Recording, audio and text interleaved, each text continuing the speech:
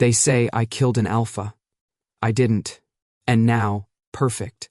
I'm standing on a bridge made of glass, where every hairline crack looks like a verdict. The whole city hums under me, 6 lanes of traffic, horns, engines, a chorus of impatience. It's early enough that the sky is still that washed-out gray-blue, like it hasn't decided if it's morning or just left overnight. Fog drags along the highway in pale ribbons. It reaches up toward the bridge, licking at the clear panels under my boots. The glass vibrates when I shift my weight. Not much, just enough to remind me there's nothing but air between me and a long, satisfying splat. My lungs burn. My legs ache in that way that says I've been running too long, for too many days, on too little sleep, and even less food. My hair is sticking to my forehead and temples, damp with sweat and cold morning mist. Every breath is sharp, a little too loud in my own ears. Somewhere behind me, a siren yelps and cuts. I don't need to look back. I already know they're there. More importantly, I know he's there. The first hint is the pattern of footsteps on the glass. Patrol boots are all heavy, all loud, but his have a specific rhythm. Measured, unhurried, each. Impact ringing just a bit deeper, like the bridge recognizes the weight and authority in them. Clang, clang, clang. I close my eyes for half a heartbeat and groan under my breath. Of course, I mutter. Of course it's you. I open my eyes and glance over my shoulder. Roi Cade, Alpha. Patrolman. Golden boy of an old clan with a badge to match their crest. He moves through the fog like it parts for him on instinct. Tall, broad shoulders wrapped in a dark khaki patrol jacket, collar popped against the cold. His hair's black and a little too long for regulations, damp from the mist, brushing his forehead. His gaze locks onto me. Sharp and focused, bright like a searchlight through the haze. Yeah, definitely him. I've seen that face on wanted bulletins and news clips. Lead investigator on the Glassline homicide. Clan liaison. Decorated patrol officer. They never mention that he looks like someone carved him out of inconvenient perfection and then gave him the personality of a locked door. He's also the only one who's ever actually gotten close enough to touch me. He's flanked by 2 other patrol officers near the start of the bridge, their outlines vague in the fog. A drone buzzes above, the quiet whine of its rotors blending with the wind, camera eye blinking red as it tracks my position. Zane. Roi's voice carries easily, even over the rush of cars below. Calm, level, like we're having a conversation in a grocery line, not on a suspended death trap. You're done. I snort and turn fully to face him, forcing my hands to stay loose at my sides. The instinct to bare my throat, to show compliance, thrums under my skin like a badly tuned wire. Omega instinct, stupid and ancient. I ignore it. Morning to you too, officer. My voice comes out a little rough, but steady. You always take your jogs on crime scenes? His eyes flick briefly to the glass under my boots, then back to my face. No expression. No humor. This doesn't have to get worse, he says. Step away from the edge. Funny, I say. From over here, it looks like the edge followed me first. Behind him, one of the patrols shifts, the movement amplified on the glass. They're blocking the way off the bridge on that side. I glance past Roy's shoulder. The opposite end is lit with flashing blue. Another patrol car, more uniforms. And above, the drone tightens its circle like a vulture. Nowhere to run. My heart rate kicks up, but my brain stays strangely clear. This isn't the first time I've been cornered. It is, however, the first time they brought ROI, a drone, and an elevated stage for my dramatic execution by bad decision. You're surrounded, Roi says. Like I didn't figure that out. We can do this the easy way. I huff out a laugh. You really should find a new line. That one's getting old. His jaw tightens just a fraction. Most people wouldn't see it. I do. Zane. He takes a step forward. The glass underneath his boot vibrates with a low, metallic note. Enough running. I'm not running, I say. I'm improvising. The worst part is, I'm tired. Not just physically, bone-deep tired. Tired of the headlines that call me Omega Killer like that's my entire personality. Of the whispers that say, of course he snapped. He's an Omega. tired of seeing the dead Alpha's face in every news segment, like they knew him, like they knew me. They didn't. None of them were there. None of them heard what I heard. None of them saw what I saw on that warehouse floor. But he might. Roi takes another step. The drone dips lower, framing us both in its lens. My reflection stares up at me from the glass at my feet, pale, eyes a little too wide, dark hair plastered against my skin. I look like the mugshot they plastered everywhere, only more alive and much more annoyed. You jump, Roi says quietly. You die. You stay. You go to trial. You might get a chance to speak. Oh yeah. I cock my head. Because those have been so fair to people like me. His eyes narrow just slightly. You were appointed a defense. I was appointed a name on paper who told me to plead guilty because the evidence is overwhelming, and no jury will believe an Omega over a clan Alpha. I mimic the lawyer's voice, then roll my eyes. I'd rather take my chances with gravity. For the first time, something flickers across his face. Anger, not at me, at something unseen, somewhere behind me, or behind him. Good, let him be angry. Anger is at least closer to thinking. Zane. He says my name like it weighs something. Stop. I smile at him, sharp and humorless. You want me to stop? I ask. Fine. I step back until my heels kiss the low barrier. The bridge stretches out behind me, its transparent panels dropping straight down to the blur of cars. Wind grabs at my clothes, cold fingers slipping under my jacket. My stomach does a slow, unhappy flip. For a second, I think about what it would feel like. The air, the drop, the brief weightlessness, the silence between impact and nothing. Then I think about something else, a small metal stick in my pocket, and the video burned into it. I slip my hand into my jacket, fingers closing around the flash drive. Roi sees the motion. Immediately, his posture changes, hands lifted slightly, showing empty palms. His aura, that heavy alpha pressure in the air, tightens but doesn't crush, a strange, careful restraint. No sudden moves, one of the patrols shouts from behind him. I ignore the patrol entirely. My eyes stay on Roi. You keep chasing me, I say softly, but we both know you're not chasing me for them anymore. His gaze sharpens. What are you talking about? I pull the flash drive out, hold it up between two fingers. It catches the weak morning light, a tiny gleam against the fog. This, I say, is why you're here. Roy's eyes flick to it, then back to my face. The bridge hums under us, a low trembling chord. What is it? He asks. Proof. My throat feels tight, but my voice doesn't shake. That I didn't kill him, that someone else did. Someone your friends don't want you looking at too closely. His jaw locks. For a moment, I see the patrolman and the clan's son fighting behind his eyes. Duty versus blood versus truth. It looks exhausting. Throw it to me, he says. We'll go through it at the station. I laugh once, short and sharp.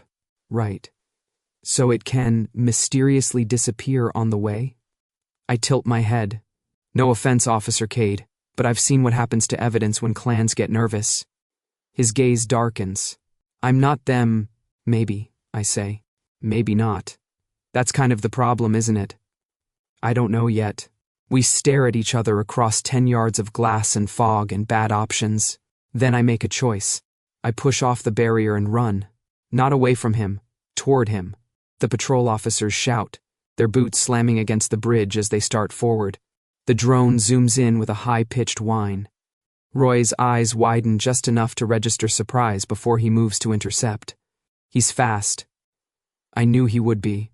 He closes the distance in 3 strides. At the last second, I pivot, letting his momentum carry him past where he expects me to be. His hand snaps out, fingers closing around my wrist. The contact is electric, not in a literal magical way, just a raw, instinctive jolt, alpha to omega. His grip is iron, hot around my cold skin. For a beat, my pulse stutters, hammered between fear and something I really don't have time to unpack. Got you, he grits out. The drone hovers right above us, red light blinking. The patrols are closing in. I look up at him. His face is closer than it's ever been. I can see the tiny scar at his jawline, the faint shadow of stubble, the flecks of gold in his dark eyes. "Do you?" I ask quietly. Then I twist. Pain flares in my wrist as I wrench free, but I've had worse. I use the motion to spin my body, my free hand already moving. Something small and cold hits his chest. He grabs at it on instinct. The flash drive. He catches it, fingers closing around the only thing that matters. I skid backward, boots screeching on the glass. The barrier kisses the backs of my thighs again. "Here's how this works," I say, breathless. "You can say you caught me, or you can say you saw the truth. Your turn to choose which one you want to live with." His eyes lock on mine, intense, searching, like he's trying to read every lie I've ever told and every truth I'm still hiding. "Zane." I smile at him, this time with real humor, sharp and tired and a little wild. "You keep trying to catch me," I say, voice dropping low, "and I keep trying to disappoint you." Then I swing one leg over the barrier. The patrols shout. Someone curses. The drone pitches wildly. Roi lunges forward, hand shooting out like he's about to grab me again. I let go of the railing. I don't fall far.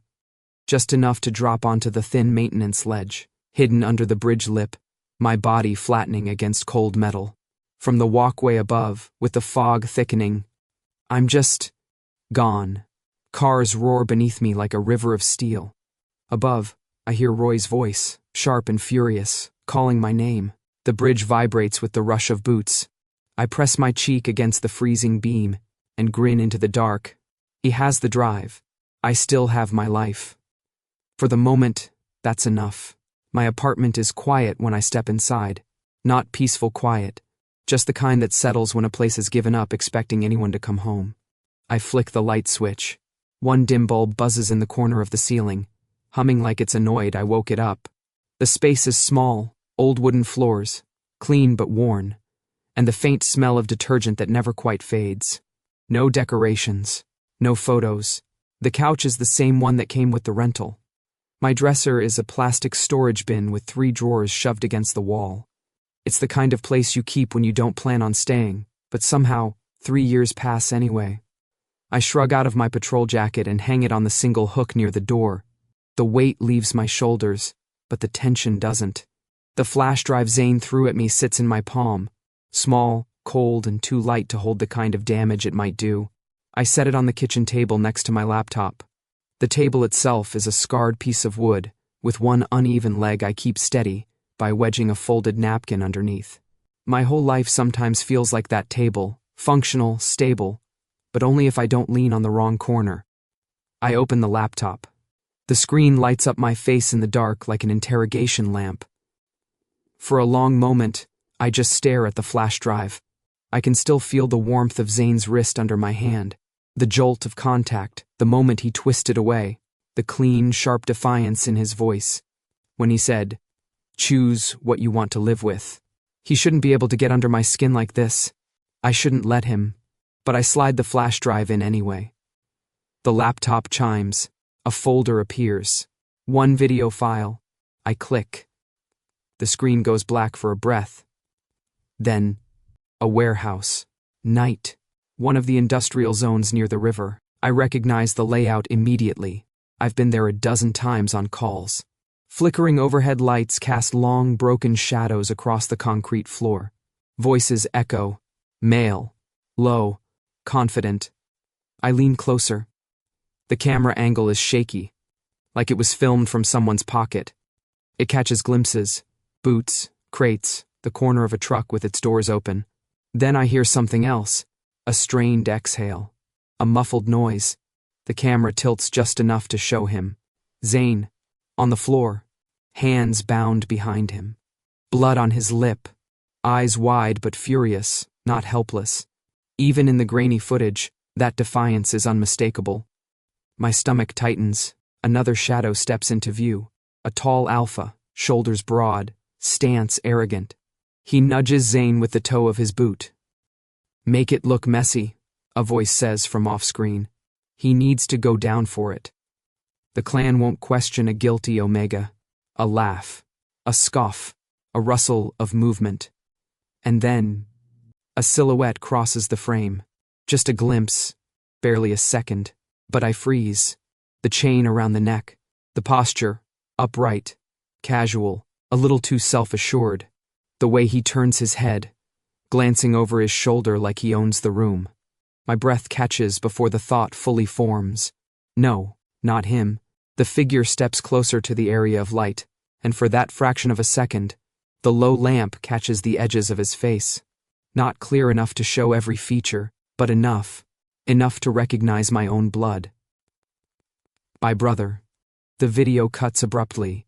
The screen goes gray. I sit completely still. The tiny apartment seems to press inward, the walls leaning closer. The silence thick like fog. I hear my own heartbeat in my ears, slow and heavy, like it's trying to break through my ribs. My brother was there. My brother touched the body. My brother helped set up the scene. And the body, the alpha who died, was clan. My clan. My family. And they were going to hang it all on Zane. A cold feeling settles in my gut. Not fear, not anger. Recognition. The kind that comes when puzzle pieces fall together too easily, too cleanly. Like they were always meant to, if you were willing to see them. I close the laptop slowly, deliberately. My hand shakes once before I still it. I'm a patrol officer. I'm a clan son. I'm supposed to uphold the law and protect my people. Except the lines between those things have never felt thinner. My brother. Zane tied up on the floor. The phrase, "The clan won't question a guilty Omega," and "I'm supposed to hand Zane over? Let him be executed for something he didn't do?" I run a hand over my face, palm dragging across stubble. My reflection stares back from the dark laptop screen. I barely recognize myself. My jaw is tight enough to crack teeth. Finally, I speak into the empty room. I can't ignore this.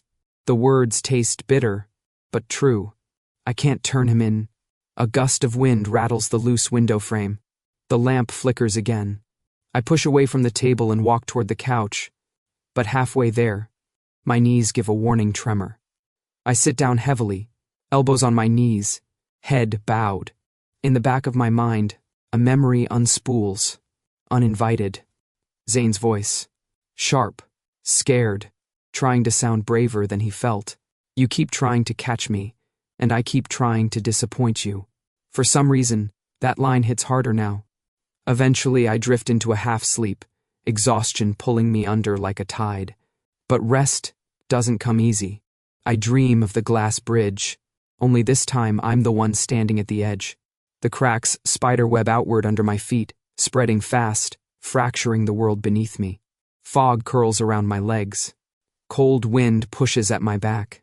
And from somewhere behind the mist, Zane's voice calls out, "Choose, Roi." I reach for something, anything, but the glass breaks, and I fall into a darkness that feels too much like truth. Too late to pretend I didn't see it. Too late to pretend it isn't mine to deal with. By the third day, I know he's seen the video. Roi is too controlled to be obvious about it, but the city changes around me in small, telling ways. Patrol routes shift. Checkpoints move. The net tightens, but not in the usual indiscriminate crush-everything way. It tightens around specific streets, certain exits, particular lines of escape. My lines of escape. If he wanted me in a cell, I'd already be there. Which means something else is going on. So, yeah, I start leaving breadcrumbs. Not the dumb kind. I'm not writing "catch me" on walls or anything. But I stop being as perfectly invisible as I could be. I let myself be glimpsed. Once from a distance, once in a crowd, once in a camera that I know he'll have access to. If he's really on my side now, he'll follow. If he's playing a deeper game, I need to know that too. The rooftop of the Westline Mall is one of my favorite places to test people. Most folks don't look up. Most alphas sure as hell don't. It's early afternoon when I climb out of the stairwell hatch and pull myself onto the flat, sun-warmed surface of the roof. The city hums below. Car horns, distant construction, someone's music thumping faintly from an open window. Up here, the wind is stronger, sharp with the smell of exhaust and rain on asphalt. Solar panels stretch in neat rows across most of the roof, tilting toward the weak winter sun. Huge square vents poke up like metal mushrooms. I move between them on silent feet, easily, like I'm walking through the bones of something sleeping. I know where the security cameras are. I know their blind spots. Normally, I slip past them like smoke. Today, I let one of them catch me. Just for a second. I pause at the edge of a panel, lift my head, and look straight at the nearest lens. The red light blinks, barely a heartbeat. Then I'm gone. A shadow slipping over the lip of the roof toward the next building. By the time patrol footage gets routed and tagged and assigned, most officers would be half a day behind me. ROI isn't most officers. 20 minutes later, I hear the rooftop door slam open behind me on a different building. I'm crouched behind a ventilation unit when it happens, fingers curled over the rusted edge, breath steady despite the sprint. Sweat clings to the back of my neck, cool in the wind. Heavy, measured footsteps cross the gravel. Glass crunches under his boot. The unique rhythm of his walk rings through the structure under my palms. I can feel his aura from here, just a subtle pressure in the air, like the weight that comes before a thunderstorm. Not crushing. Alert. I ease up enough to peek around the vent. He's there. Of course he is. Roi moves between the rows of solar panels like he owns the roof, scanning each gap with that focused, predatory calm.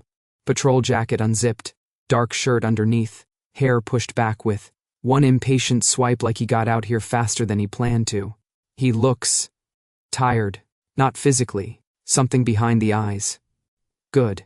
The video did what it needed to. He pauses, turning his head just enough that I can see his profile. If I wanted, I could slip away now, jump the narrow alley to the next building, vanish. But that's not the game today. I stand up. His gaze snaps to me instantly. We're separated by maybe 20 yards of gravel and steel, and sunlight reflected off glass. Wind gusts between us, tugging at my jacket. For a heartbeat, neither of us moves. Then I raise a hand and wiggle my fingers in a lazy little wave. His jaw ticks. He starts walking toward me. Slow but inevitable, like gravity. I grin, step back, and then I'm running, pivoting, feet pounding lightly over asphalt and metal. He gives chase, and the rooftop becomes a grid of obstacles, generators and vents, and solar panel supports all part of the map I know better than my own palm. I'm smaller, lighter, quicker. I duck under a pipe, vault a low barrier, toe the very edge of a skylight without looking down. My body moves the way it always does when adrenaline hits, automatic, precise, like it's been training for this my entire life. Roi follows with less grace but more power, boots thudding, breath controlled. He doesn't waste motion. He doesn't shout orders. He just comes after me with relentless focus. An animal part of me thrills at that. Another part, the human, exhausted, cornered part, remembers why I started this chase in the first place. I need to know who he is now that he's seen what I gave him. I shoot past the far edge of the roof and leap the gap to the adjacent low-rise. The space between buildings is only a few feet, but the drop is enough to turn a misstep into a smear. My boots hit the next roof with a dull slam. I barely break stride. When I glance back, Roi is in midair between the buildings. For a moment he's outlined against the washed-out sky, jacket flaring. He lands with a heavier impact, a grunt of effort, but he keeps moving. No hesitation. Yeah, that tracks. I could keep this up for a while, but I have other plans. The city is a living thing, and right now it's driving all its people underground. Rush hour is starting. By the time I hit the service ladder at the side of the building, my shoulders burn and my lungs feel like they've been scrubbed with sand. I slide down the last few rungs, drop the final distance, and melt into the flow of people heading toward the subway entrance. The air down there is thick. Too much heat. Too many bodies crammed into tiled tunnels that carry the noise like a drum. The scent of alphas and betas and omegas mixes into something nearly overwhelming. Voices blur into one long, messy thread. I pull my hood up, keep my head down, and let the crowd carry me. Behind me, somewhere on the stairs, I feel it. The subtle shift in pressure that says, an alpha aura just entered the space. People unconsciously clear a path. Heads turn toward him without knowing why. I don't need to look to know it's ROI. I can read him now the way I read weather. I slip onto the nearest train right as the doors chime. Packed, standing room only. I slide a hand around the pole, wedge myself between a man in a business suit and a teenager with neon headphones. Across the platform, through the glass of my train car and the glass of the one pulling in on the opposite track, I see him. ROI steps onto the facing train just before its doors close. He doesn't push, doesn't shove, he doesn't need to. The crowd moves around him. For a second, the timing lines up perfectly. Both trains are still, nose to nose. The doors are shut. The tunnel lights flicker. He lifts his head. Our gazes catch. 2 cars. 2 layers of glass. A few yards of stale air. His eyes find me like there's a line tied between us. There's no anger in them. No triumph. Just intent. The train lurches. We both remain where we are as the cars begin to slide past each other. For a few seconds we ride side by side, facing each other through the blurred reflections of strangers and flickering lights. I let my mouth curve into a slow, sharp smile. I know he can read my lips, even through the glass. "You're trying to catch me again," I say without sound, the words shaping like smoke. "And I'm going to disappoint you. Again." His brows draw together, just slightly. His fingers tighten on the overhead rail. Then the cars pull apart, his face sliding away into the tunnel dark, and my reflection replaces him in the glass. My stomach does a weird little flip, because underneath the adrenaline, underneath the fear, there's something else growing in my chest. A strange, stubborn certainty. He's not going to turn me in. I shouldn't believe that. It's stupid. Dangerous. Exactly the kind of mistake Omegas make in stories right before they get crushed. But I've seen his face when he thinks no one's looking. Seen the conflict, the anger that isn't aimed at me. There was something in his eyes on that bridge, and again on that roof, a crack in the badge-polished surface.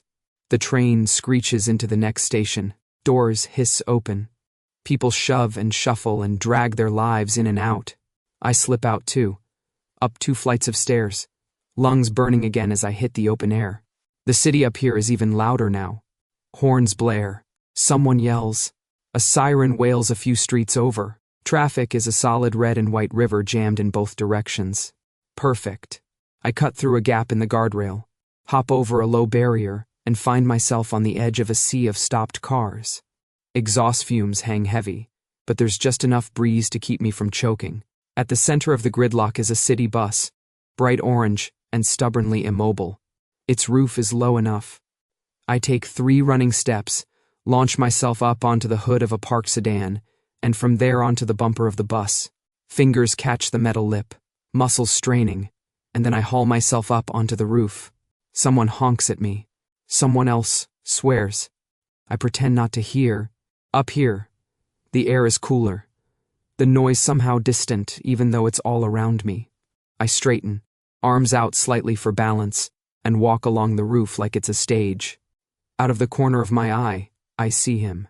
Roi is moving along the sidewalk, scanning the cars, jaw set. He looks up just as I'm passing over the front of the bus, silhouetted for a second against the dull sky. Our eyes lock. Time does that stretchy thing again. Thinning out. I crouch as the bus jolts forward an inch, then stops. Roi breaks into a run along the curb, matching the bus's tiny, stuttering movement. He reaches out, fingers brushing the air just inches from my ankle, as I step back out of his reach. For a split second, it feels like he might actually grab me, pull me down anchor, me to the ground, and whatever choice he's made after watching that video. Something hot sparks under my skin at the thought, part fear, part something I definitely don't want to name. Then the traffic shifts. A delivery truck inches between us, cutting off his line. I hop lightly to the back of the bus, drop onto the trunk of the car. Behind it, roll and disappear into the narrow gap between vehicles. By the time he reaches the space where I was, I'm already 3 cars away, slipping into a side alley, heart slamming.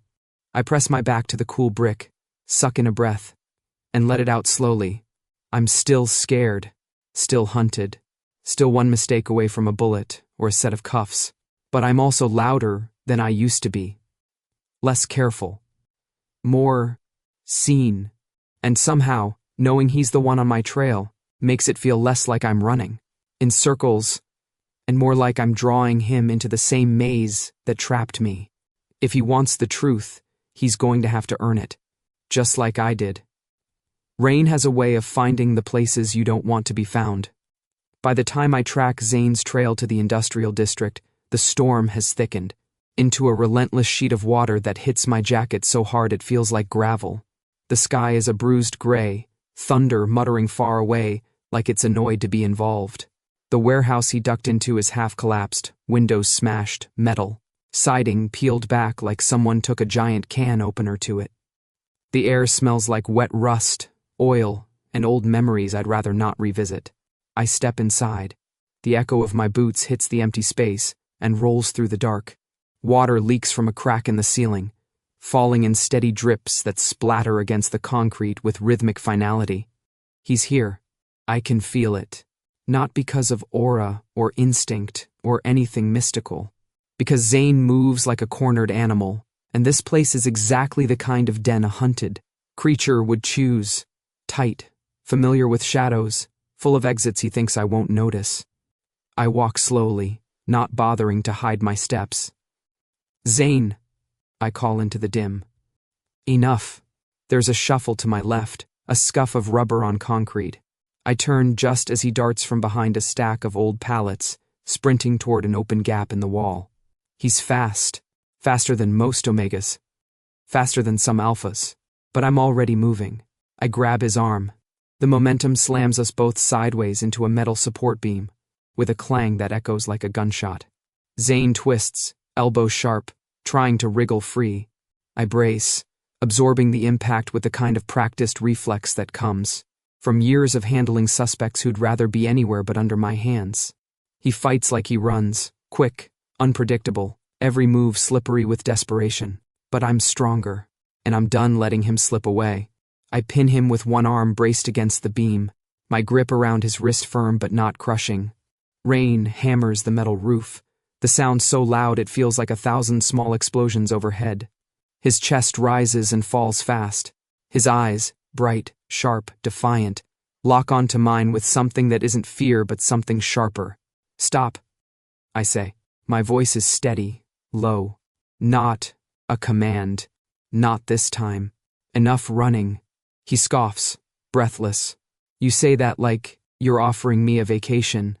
I'm offering you a chance. That's new, he mutters, twisting again. I tighten my hold just enough that he knows I'm serious, but not enough to hurt. It's a line I very deliberately don't cross. Zane, I wait until he meets my eyes again. Explain. Now, he presses back against the cold metal behind him, jaw tight. Rain patters and rings above, turning the whole warehouse into a drum. I'd explain, he says, voice edged with heat, if I wasn't so used to explaining to people who don't listen. The words hit harder than a punch. I'm listening now, I say. His lips twitch in something that might be a bitter smile. Yeah?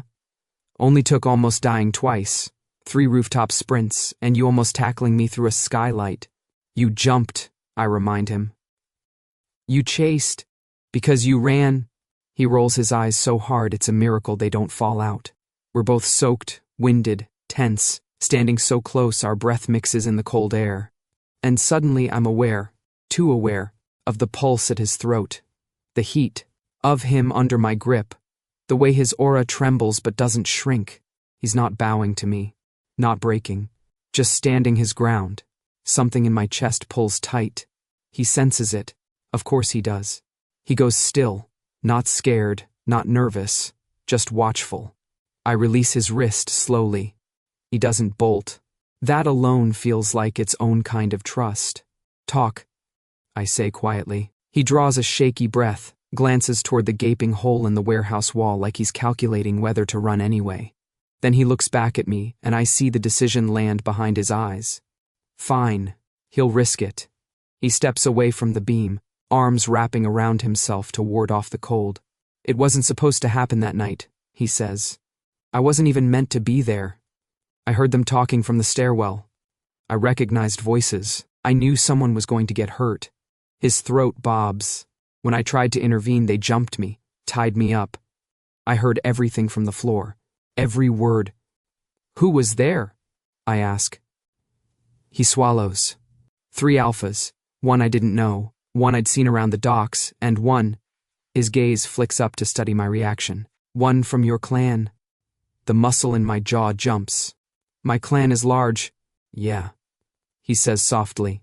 But you know exactly who I mean. The rain grows louder, shifting against the metal roof like restless footsteps. And the flash drive? I ask. A guy from the cleaning crew found a camera someone dropped. Zane shrugs one shoulder, eyes distant. He owed me a favor from months back. Passed it to me before he skipped town. The details slide into place like a blade finding its sheath. Warehouse. Shadows. Voices. My brother's silhouette in that flicker of light. Zane sees the realization ripple through me. He steps back half a foot, not scared, giving me space to process something sharp and ugly. I didn't kill anyone, he says. His voice doesn't shake. But someone in your world did, and they're hiding behind the one thing the courts won't question. An Omega with a convenient motive. He's right. He's so damn right it burns. I take a long breath. It tastes like rust and rain and a truth I don't want but can't ignore. For the first time since this whole chase began, I step back on my own. The distance between us widens by a few inches, but the tension stays, humming like a wire pulled taut. Before I can speak, a sharp clack echoes from the shadows above. Zane's eyes snap upward. I follow his gaze. There, on one of the beams crisscrossing the ceiling, something glints. A camera lens, not one of ours. Someone's been watching us, recording, and if they got a picture of this, me, cornering an Omega fugitive without backup, Zane, not fighting me like an enemy. We both go down. His breath catches. Not fear, calculation. I move before he does, stepping in front of him as if I can block the camera's view with my body. Go, I say. Zane blinks, startled. What? Go. I keep my voice low, controlled. Whoever took that picture will send it to the wrong people. If they catch you here, you're done. And you? He asks. If I get caught standing with you, I'll deal with it. His eyes search mine, confused, wary. But something else. Something like belief flickering under the distrust. I point toward the broken wall. You know the exits better than I do. Use them. He hesitates. For a second, I think he'll stay. For a second, I think I want him to. Then he nods once, sharp, reluctant, and runs. The rain swallows him up. The warehouse empties, and I'm left standing in the dim light, looking up at the camera that could ruin everything. But I don't regret it. Not anymore. Night in the old district always tastes the same. Like metal and rain, soaked brick, like electricity waiting for somewhere to strike. The streets here are narrow and crooked, lined with abandoned apartments and half-forgotten shops. Everything is rust and peeling paint, the kind of place that never gets sunlight even at noon. Perfect for someone like me. Less perfect when I'm not alone. Roi walks a few steps behind me, not quite close enough to touch, but close enough that I feel the drag of his presence in the air. His aura is quieter tonight, less like a warning and more like a shield. He's not hunting, he's guarding. That should not make my chest feel the way it does. I blame exhaustion, and the weather, and him. Slow down, he says, boots crunching over broken glass. You don't have to sprint through every alley. I don't look back. This is my normal pace. It's fast. Maybe you're slow. A pause. Then, that's the first time anyone's told me that. I smirk at the dark. Consider it character growth. Behind me, I swear I hear him sigh. A real one. Human. Frustrated. Resigned. Good. I stop at the mouth of an abandoned courtyard. The buildings lean inward like a ring of tired giants. Broken windows stare down like empty eyes. A rusted fire escape hangs half-attached, swaying slightly in the wind. Roi steps beside me. This is where you wanted to come? Not wanted, I correct. Needed. He studies my face like he's trying to read a map. Because of your ability, I tilt my head. You believe that now? I saw the video. I saw you tracking things you couldn't have known about. His jaw flexes once. I don't know how it works. Neither do I admit. But I know what it feels like. He waits. I step forward into the courtyard, and the air changes instantly. The cold deepens, not normal cold, something sharper, cleaner, like inhaling ice splinters. The hairs on my arms rise, a low tremor shivers across my skin. My breath clouds in front of me, even though the night isn't that cold. This is it. The feeling I've had since the night everything went wrong. Zane. Roi's voice dips, careful, quiet. I lift a hand and the air itself seems to ripple around my fingers, a faint distortion, like heat haze, but cold. Lies, I say softly. Something happened here. The tremor intensifies, radiating outward like invisible ripples in water. My palms sting with it. Roi looks around, eyes scanning shadows. What kind of lies? Deep ones. I breathe. Covered. Stacked. Old. I move across the courtyard slowly, like I'm walking along threads only I can see. The sensation sharpens in certain directions, fades in others. A compass needle in my bones. Roi follows without stepping too close, though I can feel him. Warm, grounding, infuriatingly steady. You're reacting like you smell something, he observes. I do, I say. Sort of metal? He guesses. Close. Iron. Rust. Something stale. I swallow. That's what lies smell like to me. And truth? His voice is quieter now, curiosity edging through caution. I glance back at him, like the air before a storm. He stares at me a moment. His expression softens in a way that makes something in my chest twist unexpectedly. Then he clears his throat. Right. So. Storm it is. I turn away before I think too much about that. The cold tremor pulls me toward a narrow passage between two buildings. The walls here are tagged with graffiti, some fresh, some old. The deeper we go, the stronger the sensation becomes, like static electricity building under my skin. Roi steps ahead of me when the alley narrows to a choke point. I resist the urge to point out that I've survived alleys like this for months without him. Instead I say, escorting me feels very illegal. It is, he replies, so why do it? His voice doesn't waver. Because you're right. I almost stumble. He keeps going like he didn't just say something that dangerous out loud. You didn't kill that alpha. And someone's working hard to make sure no one figures that out. And you think helping me helps you? No. He looks back at me. I think helping you is the right thing. For a second, all I hear is my heartbeat. Then I ruin the moment on purpose. You know you're supposed to arrest me. A faint twitch near his mouth. You know I'm not going to. I snort. You should put that on a badge. He huffs out something that might almost be a laugh. We reach the end of the alley, where a tall concrete wall blocks the path.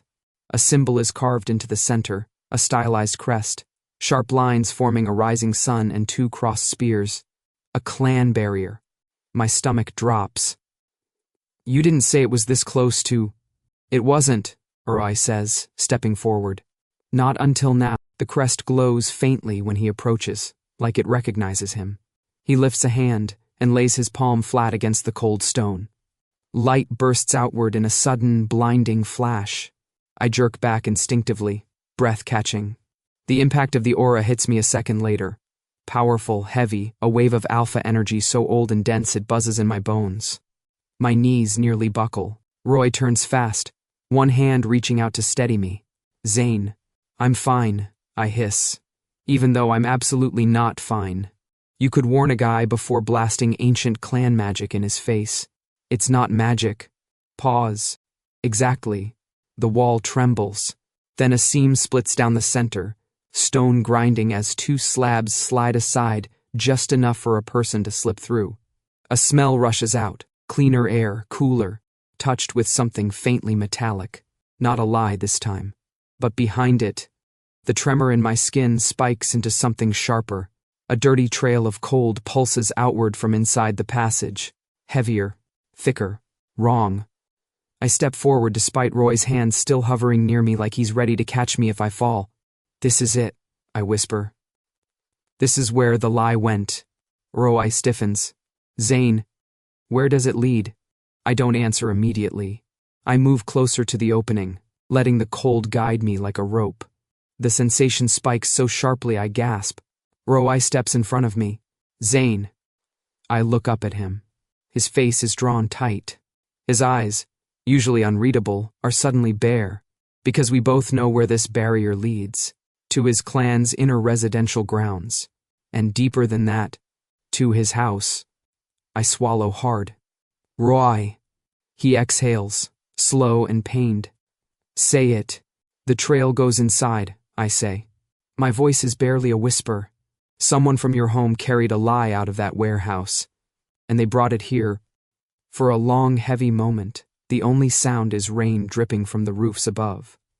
Roy's face pales, not fear, not shock.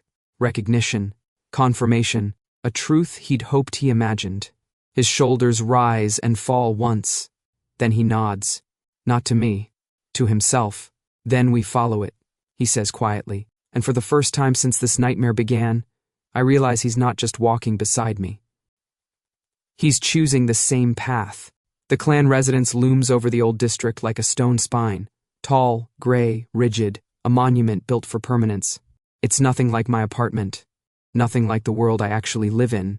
This place was designed to outlast storms, wars, and every uncomfortable truth carved into its walls. It's also the last place I want to be, but I walk through the gates anyway, nodding to the guards like I'm just another dutiful son coming home to clear his thoughts. That's what I told them, at least. What I didn't say is that my thoughts have never been less clear in my life. The main hall is cavernous, lit by golden sconces shaped like rising suns, the clan emblem. The air smells like polished wood and incense. Familiar, heavy, stifling. My boots echo across the marble floor as I head toward the inner chambers. I don't bother masking my aura. If anything, projecting calm authority will draw less suspicion. My brother's office door is open. Of course it is. He's seated behind a heavy desk made of dark wood, flipping through a leather-bound ledger. He's dressed in a tailored black shirt with the clan insignia embroidered at the collar, subtle, expensive. His hair is neatly combed, dark like mine but shinier. His face perfectly composed, and around his neck, glinting faintly in the lamplight, is the chain. The same chain from the warehouse video. Roi, he says, with a warm smile that would charm a jury. You've been away longer than usual. Work? I reply, stepping inside. My voice is controlled even. Things have been complicated. He gestures to the chair across from him. Sit. Tell me what's troubling you. I don't sit. I study him the way I'd study a suspect, posture relaxed, hands open on the desk, tone measured, gaze soft, perfectly harmless, perfectly trustworthy, perfectly practiced. You look tired, he says gently. You always push yourself too hard. This case. Don't, I interrupt. His brows lift. Don't pretend you don't know which case I'm talking about. A beat of silence. Then he leans back slightly, folding his hands over that chain. Ah, he says softly. The Omega? Just that. The Omega. Not Zane. Not a person. That's how this house has always talked about people like him. I'm worried about you, Roi, he continues. You've been distracted, chasing leads that don't exist, letting an Omega fugitive get into your head. He tilts his head, offering a brotherly smile so polished it reflects. I understand compassion, he says. Truly. But Omegas can be manipulative when cornered. They'll say anything to survive. You sound like you're quoting a manual, I mutter. He chuckles. I helped write it. My jaw clenches. He rises from his chair, stepping around the desk. His shoes make no noise on the carpet. He's always been annoyingly graceful. You've always been loyal, he says. Always honorable. The clan depends on men like you. But lately, he puts a hand on my shoulder. A gentle, reassuring weight. A gesture that used to comfort me when I was young. Now it feels like pressure. Lately, your judgment seems clouded, he says. Tell me you haven't been taken in by some Omega's sob story. Anger flickers, but I lock it down. Why would you think that? I ask. Because the first no, you. His smile is sympathetic, patronizing, and because the idea of a wrongly accused Omega appeals to your sense of justice. It's a good story, but that's all it is. A story. My pulse thuds in my throat. And somewhere above us, beyond the office, past the hall, up on the second floor, a faint sound vibrates through the walls. The whisper of a boot gliding across wood. Zane. He got in, and if my brother hears him, if he catches so much as a shadow, I need to end this conversation. Now. My brother squeezes my shoulder, lowering his voice. Let the patrol handle it, ROI. Bring the Omega in. Finish the job. Restore your focus. I can't do that, I say before I can stop myself. His hand freezes. What did you say?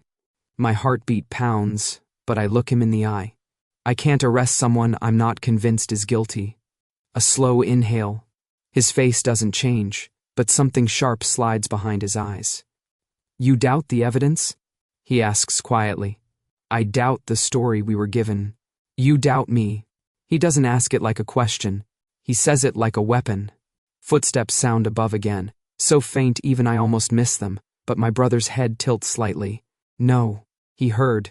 I didn't doubt you, he says softly. Until now. He steps past me, moving toward the door with unsettling calm. I have to stop him. I reach out. Wait. But he turns. Smile gone. Eyes cold now, pure clan steel under the polish. You've let sentiment compromise you, he says. I think it's time we reevaluate your duties. He moves toward the hall. Upstairs. Zane is in the lion's den with no cover. I step in front of my brother, blocking the doorway. You're not going up there. He stops inches from me. Move, Roi. No. His gaze hardens in a way I've never seen directed at me. You are choosing an Omega fugitive over your own blood. I lower my voice to a razor-thin edge. I'm choosing the truth. Before the next word can leave his mouth, something crashes faintly upstairs. A soft clatter of a dropped object. Papers. A box. Something. My brother's eyes flash. He tries to shove past me. I plant a hand against his chest, holding him back. Don't, I warn. He strains forward. But I'm stronger. And angrier. Upstairs, a shadow flits past the landing. Zane, slipping behind a column, silent as breath. He disappears again in a heartbeat. But the danger is razor close. My brother's voice sharpens. Who is up there? No one. I lie. He bares his teeth in a humorless smile. You were never good at lying. Neither was he. Yet he's been doing it anyway. He tries again to push past, but I force him back another step. The air crackles between us, old loyalty turning brittle. Finally, he stops struggling, lifts his hands in a slow, surrendering gesture. Very well, he says softly. Too softly. If you won't move, I'll call the others. His fingers brush the calm patch on his collar. My stomach clenches. Upstairs, Zane's footsteps retreat, quick and light, toward the far wing, toward the archives. He's close to finding something, and close to getting caught. I slap my brother's hand away from the comm. Don't. His eyes widen, not with fear, but with realization. You're protecting him, he breathes. I don't answer, because anything I say now could damn both of us. He steps back slowly, studying me like I'm a stranger. A sharp knife, he says quietly, cuts deepest when you never expect it. And for the first time in my life, I understand that he's not talking about Zane.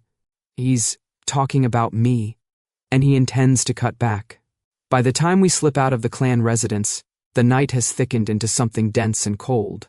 Fog coils through the narrow alleys like it's alive, weaving between old brick walls and flickering street lamps. My breath fogs the air, Roy's doesn't. But he looks just as shaken. He doesn't talk. He doesn't have to. I can feel it rolling off him, the shock, the betrayal, the kind of hollow hurt that settles in deep and doesn't immediately know what to do with itself. He walks beside me, but his mind is still upstairs, still staring at the truth he didn't want to see. We make it 3 blocks before he stops under a street lamp. hand braced. On the crooked metal post, like he's steadying the whole world. Roi, I start. He shakes his head once. Not to silence me, just trying to keep himself together. I stand with him in the quiet. The city hums far below the hill we're on, lights smeared by the fog into soft halos. Cars hiss across wet pavement. A siren wails in the distance, lonely. He finally speaks, voice low. I knew something was wrong with this investigation. I knew the timelines didn't make sense. But my own brother, Zane, my brother, he fooled everyone, I say gently. He shouldn't have been able to fool me. His jaw flexes. I've defended him my whole life. And now you know who really needed defending. His exhale is sharp, almost a laugh, but not a happy one. I think he hates you, I add softly. Roy's head lifts. Is that supposed to help? No. But it's true. I step closer. He hated how you treated me, how you questioned the story. He thought you were slipping away from the clan's control. Roi runs a hand through his hair, rain and fog dampening the strands. He looks raw, more human than I've ever seen him. Before either of us can say more, footsteps echo from behind the buildings, a quick, uneven rhythm. The sound of someone who knows how to move quietly but is too rattled to hide it well tonight. Roi stiffens. That's him. I already know. I felt the tremor before the sound, a cold ripple under my skin, the same icy sensation that always comes when a lie is near. It slides along my spine like a whisper. He's heading north, I say. Roi turns to me sharply. How do you... I tilt my head. He's bleeding lies. Hard to miss. Roi doesn't question it. Not anymore. We move, boots splashing through puddles as we follow the sound into a maze of alleys behind the clan district.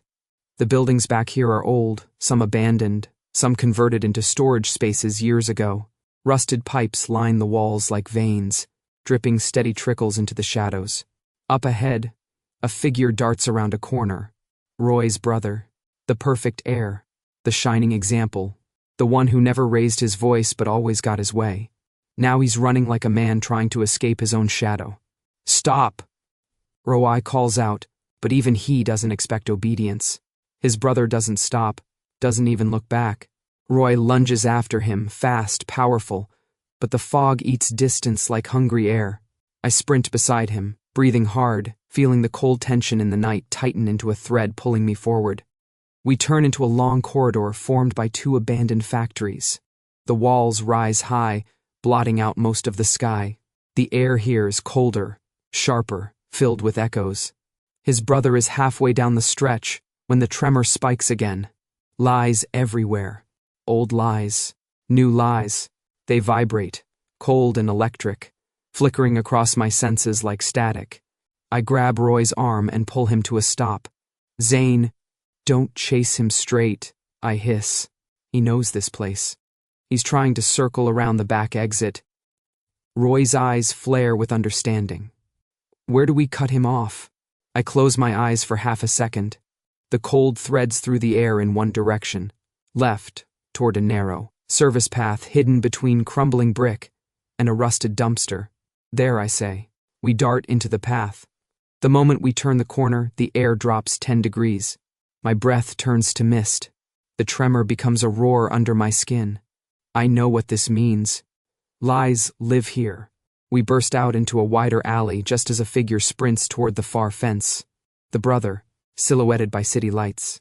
He's fast, driven by panic. He's going to make it. I pant.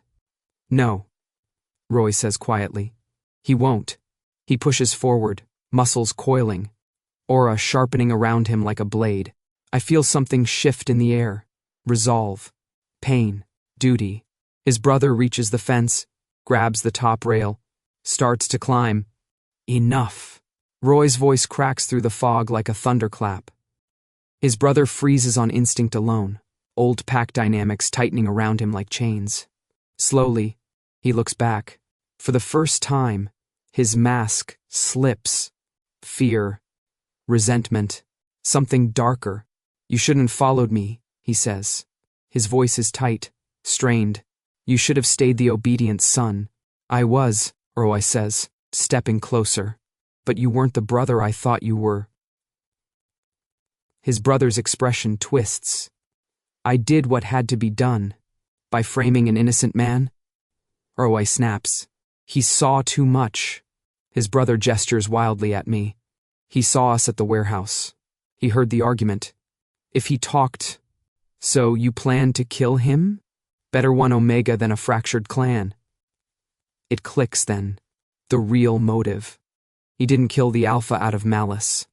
He covered up the Alpha's death to protect himself, the fight that went too far, the consequences he refused to face. And I became the easiest piece to sacrifice. Truth hurts, doesn't it? I say quietly.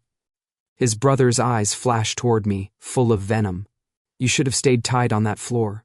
Roi steps between us instantly, a solid wall. You're done, he says.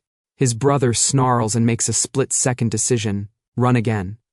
He jumps off the fence, tries to sprint past us, but this time Roi is ready. He catches him by the arm and slams him against the wall with a force that shakes dust loose from the bricks. But he doesn't hit him, doesn't hurt him, doesn't become the thing he hates. He just holds him there, breath heavy, aura firm but controlled. You're under arrest, Roi says, for obstruction, conspiracy, and for letting someone else take the fall for your mistakes. His brother sags against the wall, defeated. Finally still.